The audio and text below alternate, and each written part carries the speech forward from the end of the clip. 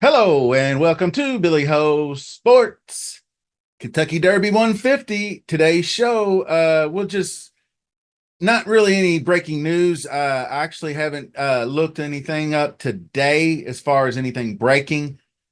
I figure we got plenty of time for breaking news. What I wanted to do today was discuss more contenders, uh, talk about a pool of players, pool of horses to begin exotics betting because we like to, go a little bit bigger on the old Kentucky Derby to try to get that big 5-figure, 4-figure payout. So we're going to start eliminating some of those bottom horses and get us a more acceptable amount of horses to consider for trifectas and superfectas, things of that nature.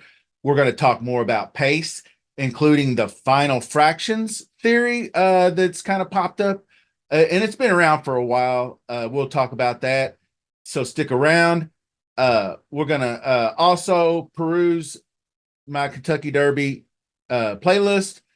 50 plus videos. I didn't realize it was getting that big, but you got 55, 56 counting this one to go over to help you with your handicapping all in one place. So just remember to subscribe to the channel, smash that like button for me, and leave a comment. Keep them coming. I'm really loving these comments. I like people's thoughts and insights. It's good crowdsourcing to see where the maybe the fans are leaning a little bit. So anyway, I did have the one news. Frankie Dettori is going to ride Society Man. So let's get into the horses. Okay, we're kicking things off with the final fractions theory.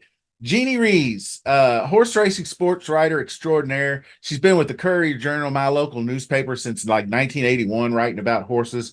Well known in the industry, obviously. She came up with this theory that would include, and I did actually touch on this in a previous video, the last 3/8 of a mile, 38 seconds or less, then the final eighth of a mile, 13 seconds or less.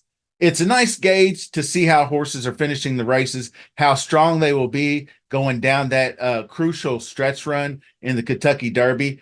But it's not a really tell-all because it really doesn't tell you how the race before the final 3/8 sets up. I discussed that with Domestic Products win in the Tampa Bay Derby, how slow the pace was. It was like a 51-second half mile. So obviously the horses are going to have much more energy running much faster down the stretch.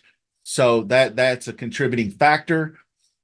So basically it's going to be a lot different. You're not getting 25 seconds because the break in the Derby is all about position. That first run is an all-out blitz to the first turn, which is almost right at the first quarter.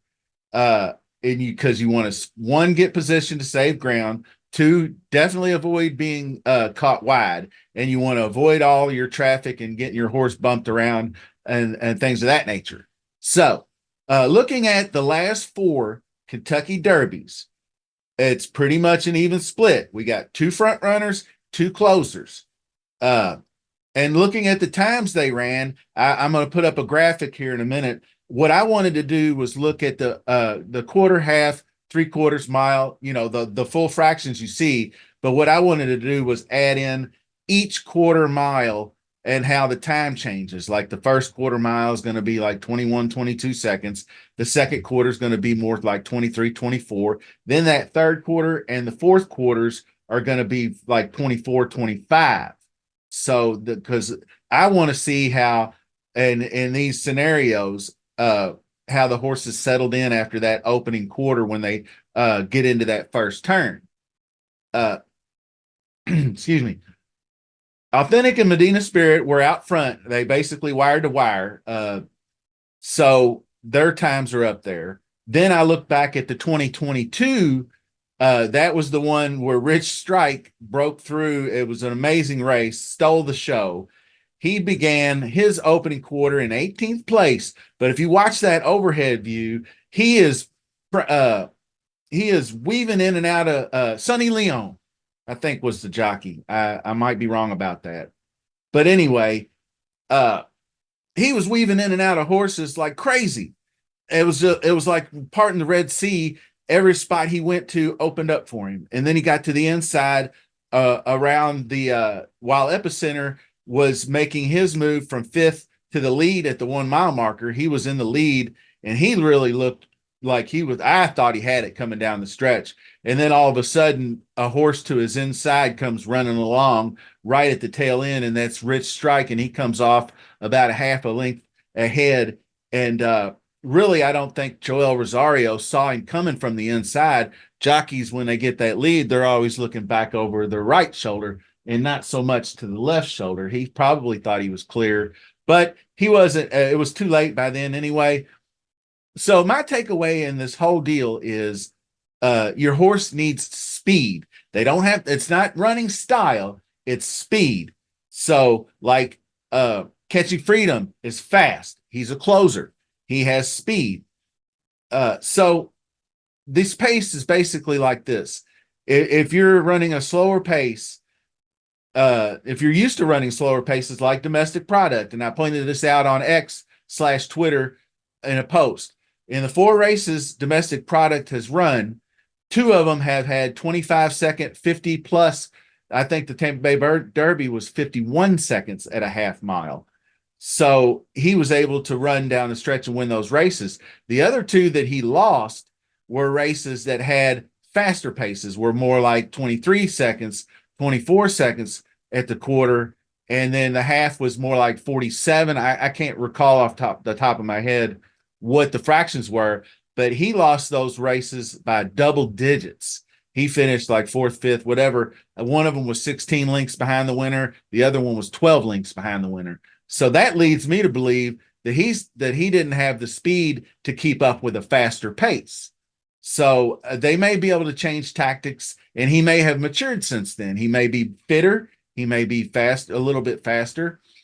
But now what I want to do is look at buyer speed figures. And those are kind of a telltale sign on how fast a horse is and how well they can compete. And if you see these buyer speed figures, nobody's close to fierceness in the two he's ran. And you'll hear it ad nauseum. The Breeders' Cup Juvenile in this past Florida Derby. And then they'll say, well, he threw in a clunker every other race, and I'm like, well, he's matured since then. He had that first start as a 3-year-old where it was a bit of a clunker, right? But it was his first off a long layoff. So he comes right back to the Florida Derby and absolutely dominates. Well, now he's going to be even fitter coming into this race. I don't think he's throwing in a clunker this time, unless he gets a bad post draw, bad break, traffic. That is the things. If negative things happen to him and he's compromised, then I think it's a different story. But no other horse in this race has the ability to run the figures that he's run in 2 races. If he just did it on a fluke in the BC Juvenile and we haven't seen it since, it'd be different. But he rolled out in the Florida Derby most recently. So you got to believe that's the more of the horse that we know rather than the clunkers. Also, Brisnet is an excellent source of information on their past performances. Their pace figures are really good. They have an early pace, they have early 1, early 2, then they have late pace. Those are all figures on the past performances that you want to take a look at. And I put up Fierceness's pace figures for his early pace in the Breeders' Cup Juvenile.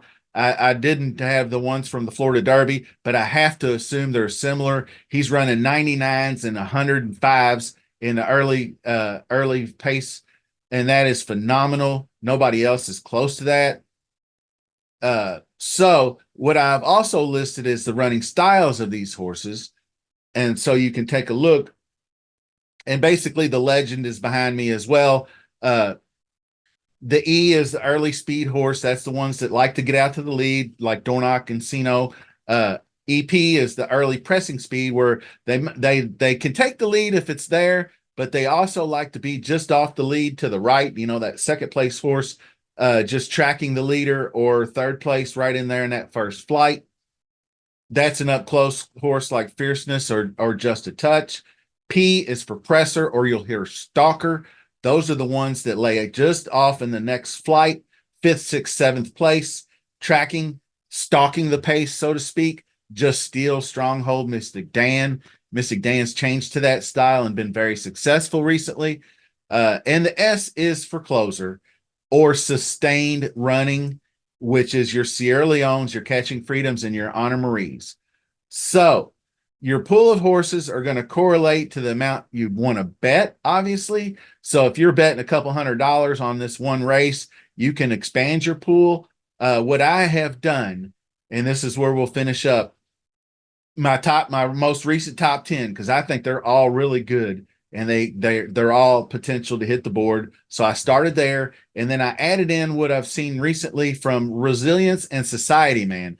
And I'm really not liking some of these podcasts that I'm hearing. People are really starting to talk up Society Man like he's in the mix more, because I'm figuring he's going to be one that you can lay underneath there and just crash the board and make it a big payout.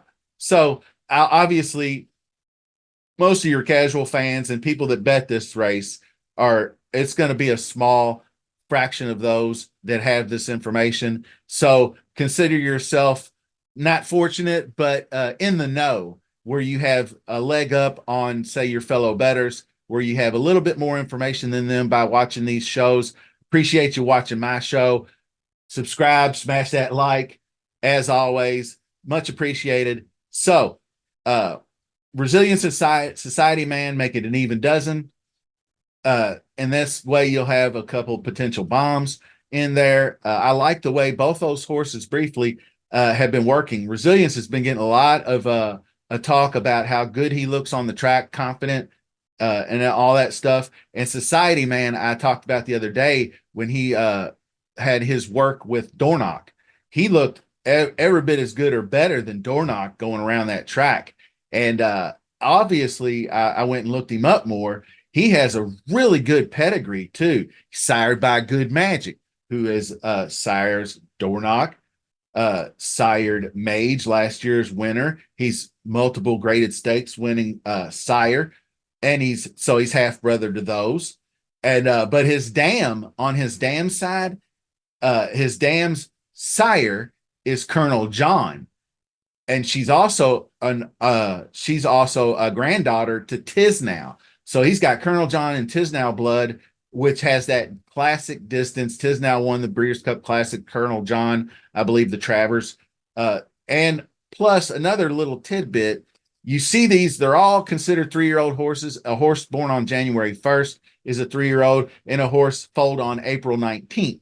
That's where Society Man was foaled, April 19th. So he just turned 3 years old in reality.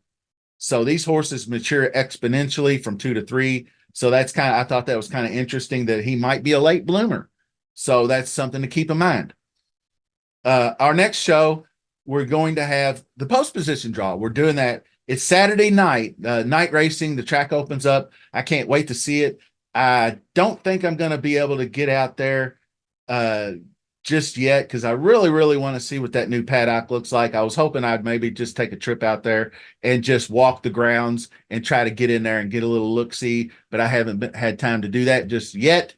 Hopefully I will, and I'll pass along what it looks like, and maybe I can get some video, things of that nature. I'm sure people will be putting video out after this weekend.